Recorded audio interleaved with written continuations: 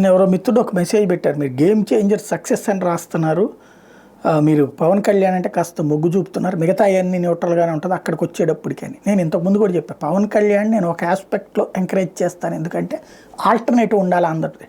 అదే సందర్భంలో ఆయన ఆల్టర్నేటివ్కి విరుద్ధంగా వ్యవహరించినప్పుడు నిలదీయడం కూడా నాకు అలవాటే. అదే సందర్భంలో ఒక సినిమాని ఎప్పుడూ నాశనం కావాలని కోరుకోను.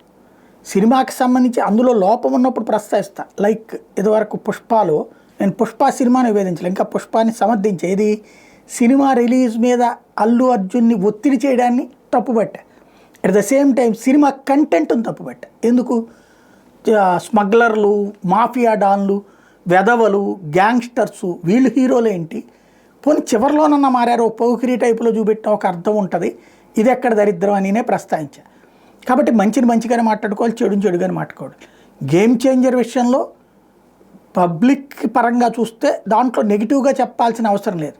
అట్ ద సేమ్ టైం సినిమాకు వస్తారా రారా అంటే నేను చూశాను బెజవాడ గుంటూరులో, ఈయన గేమ్ చేంజర్ బిగిన్ అయినప్పటి నుంచి 10 రోజులు చూస్తే ఖాళీ ఎక్కడ కనబట్టలేదు. అల్లు అర్జున్ సినిమాకు పుష్పకి అక్కడ ఖాళీ ఉంది ఇక్కడ ఖాళీ ఉందని చెప్పి జనసేన వాళ్ళు మెగా అభిమానులు పోస్టులు పెట్టినప్పుడు కూడా నేను అది తప్పుపట్టా. అలాగే ఇప్పుడు దీని మీదను కూడా అంటున్నప్పుడు తప్పుపడుతున్నా. ఎక్కడో 100 థియేటర్లో ఒక చోట ఎక్కడో ఖాళీగా ఉంది అన్నటువంటి పాయింట్ కాదు కదా. 4 రోజులు చూస్తుంటే అన్ని చోట్ల ఫుల్గానే ఉంటుంది, హౌస్ఫుల్.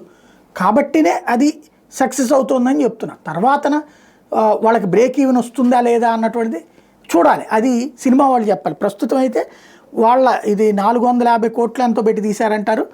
సినిమా యూనిట్ చెప్తుంది 270 కోట్ల రూపాయలు గ్లోబల్గా అందినయి అన్నటువంటిది.